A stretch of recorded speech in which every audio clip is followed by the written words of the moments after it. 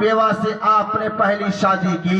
جب شادی ہوئی حضرت اماں خدیجہ رضی اللہ تعالی عنہا ایک غلام کو لے کر کے آتی ہیں جن کا نام زید ہے. اے میرے پیارے آقا کریم کے دیوانوں، حضرت زید میرے آقا کی غلامی میں ہے. حضرت اماں خدیجہ نے آقا کریم کی غلامی میں دے دی ہے.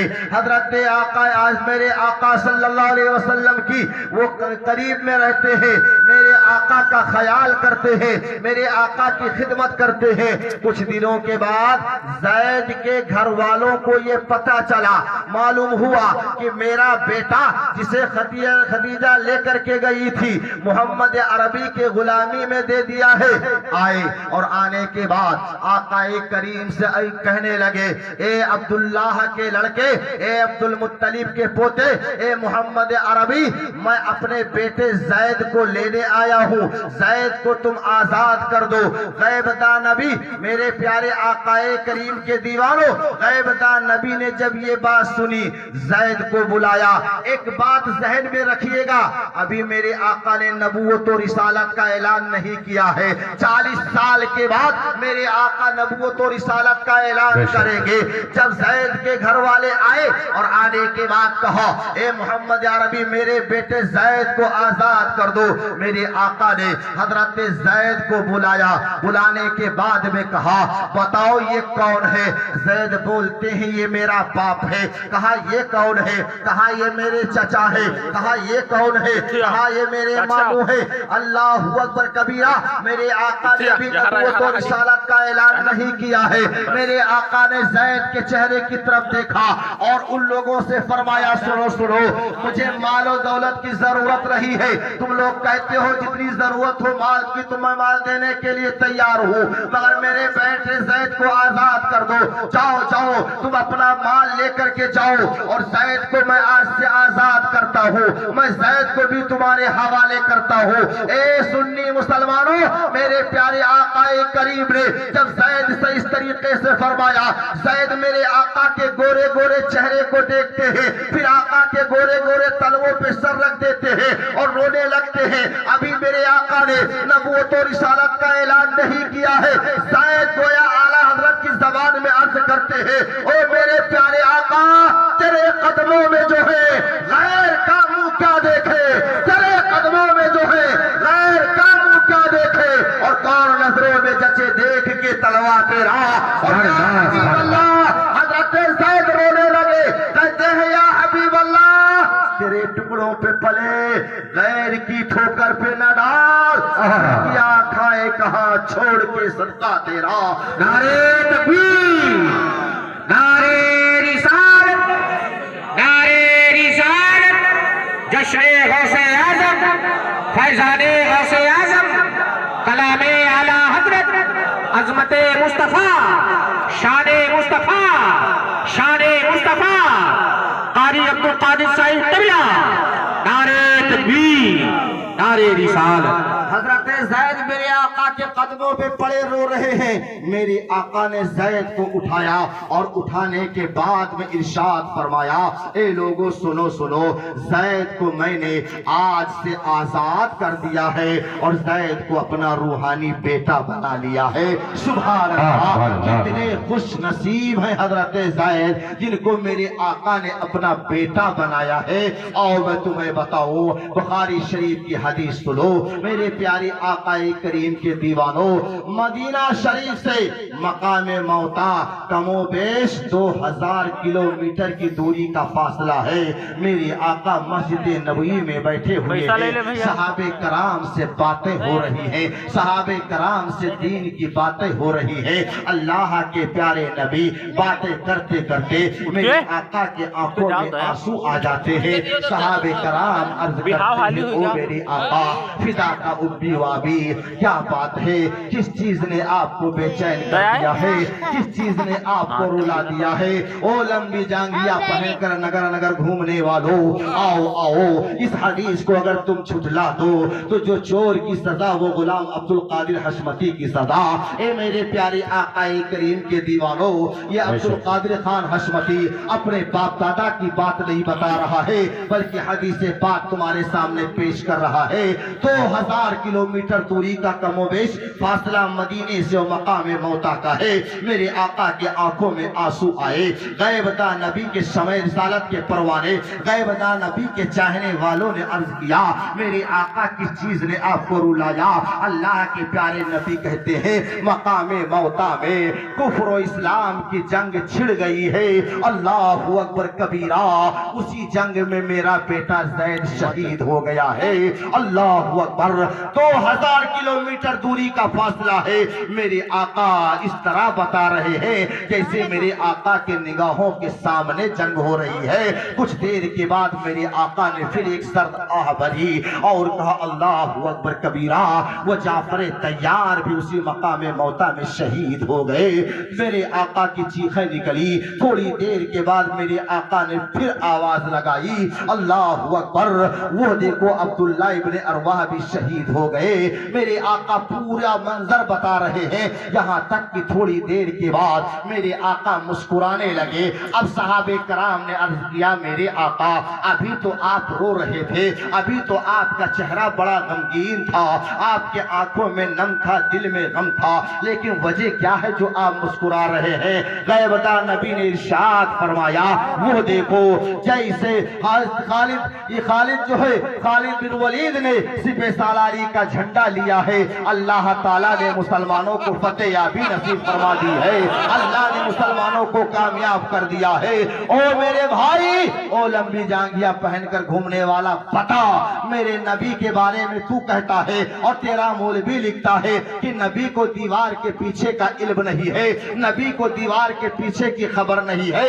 2000 کلومیٹر کی دوری پر جنگ ہو رہی ہے، میرے آقا سارے منظر بتا رہے ہیں۔ اے میرے پیارے آقا کریم کے دیوانوں، اسی پر بس نہیں بلکہ کچھ دنوں کے بعد ایک آدمی آیا، غالباً حضرت ابو دجانہ صحابی رسول ہیں، وہ آتے ہیں اور آقا کے قدموں کو چوما، کہا میرے آقا مقام موتا میں ہم موجود تھے، اگر آپ اجازت دیں تو میں بتا دوں کس طریقے سے جنگ ہوئی۔ غیب داں نبی نے فرمایا ان شئت فاخبرنی و ان شئت فاخبرتک، تو بتا دے جنگ کس طرح ہوئی یا تیرا آقا خود ہی بتا دے کس طرح جنگ ہوئی ہے۔ سبحان اللہ، غیب داں نبی میرے آقا، اللہ نے آقا کریم کو غیب داں نبی بنا کر کے بھیجا ہے۔ اسی پر بس نہیں میرے بھائی، دیکھو دیکھو میرے آقا کریم کو دیوار کے پیچھے کا علم نہ بتانے والوں، کان کھول کر کے سن لو، میرے آقا نے 2000 کلومیٹر دوری کے فاصلے پر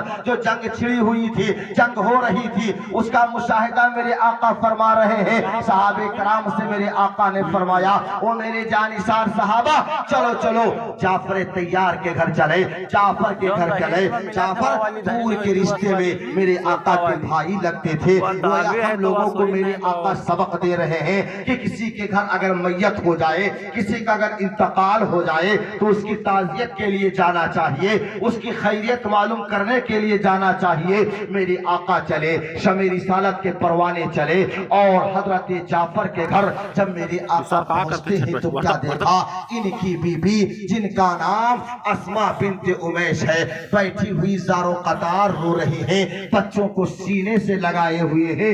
اتنے میں میرے آقا پہنچ جاتے ہیں، میرے آقا پہنچتے ہیں، میرے آقا کو دیکھ کر جعفر کی بی بی نے سلام کیا، میرے آقا نے ارشاد فرمایا بتاؤ اسماء بنت امیش کیا حال ہے؟ کہا میرے آقا کیا بتاؤں، آپ کو تو معلوم ہے کہ یہ بچے یتیم ہو چکے ہیں، ان کے سر سے ان کے باپ کا سایہ اٹھ چکا ہے، او میرے آقا اب میرے بچوں کا گزارا کیسے ہوگا؟ غیب داں نبی نے فرمایا اے اسماء بنت امیش سن سن، تمہیں گھبرانے کی بات نہیں ہے، تمہیں پریشان ہونے کی ضرورت نہیں ہے، لاؤ ان بچوں کو میرے حوالے کر دو، میں ان کا ولی یہاں بھی بنتا ہوں وہاں بھی ان کا ولی ہوں۔ اللہ اکبر کبیرہ۔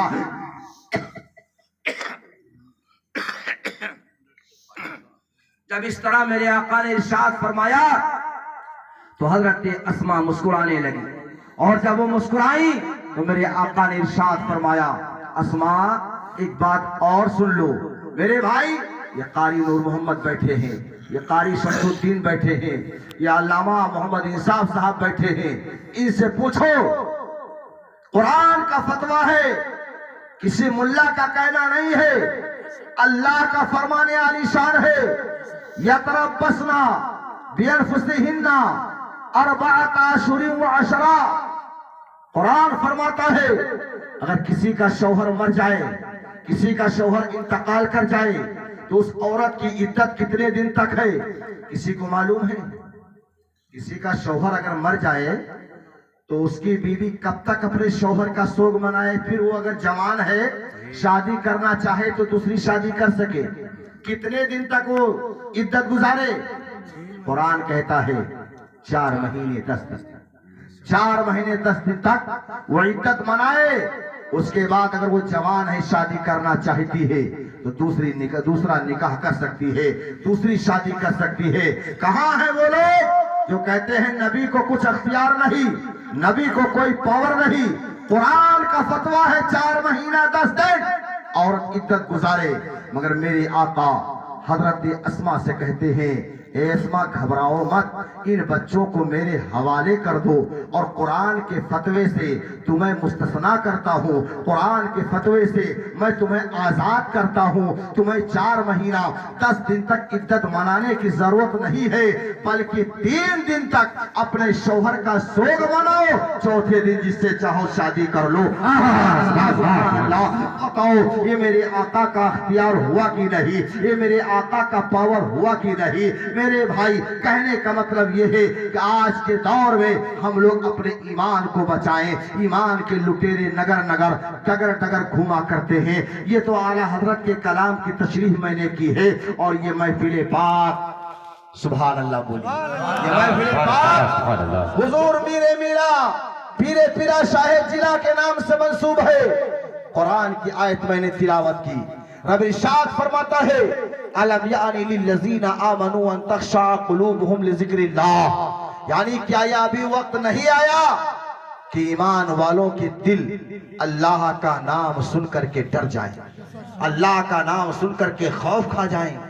آج یہ جتنے بھی بزرگان دین ہیں، جتنے بھی اولیاء کرام ہیں، ان کے دل میں کسی دنیا دار کا خوف نہیں ہے، بلکہ پروردگار کا خوف ہے۔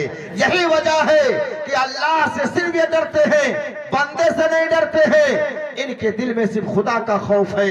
آج جب ہم بزرگان دین کے آستانے پر جاتے ہیں تو ہم ڈرتے ہوئے جاتے ہیں، کہیں کوئی بے ادبی نہ ہو جائے، کہیں کوئی غلطی نہ ہو جائے، کہیں کوئی خطا نہ ہو جائے۔ لیکن یہ محفل غوث العظم کے نام سے منسوب ہے۔ کون غوث اعظم؟ وہ غوث اعظم جنہوں نے خود اپنی زبان مبارک سے ارشاد فرمایا ہے، وہ نے تو طالبین غوث اعظم کے ہاتھوں سے لکھی ہوئی کتاب ہے، اس میں بڑے پیر نے لکھا ہے کہ اگر میرا چاہنے والا پورب میں ہو اور اگر میں پچھم میں ہوں، اور اگر وہ مجھے کسی مصیبت میں وہ پھنس جائے اور اگر وہ مجھے آواز دے دے تو میں اس کی آواز بھی سنتا ہوں، اس کی مدد بھی کر دیا کرتا ہوں۔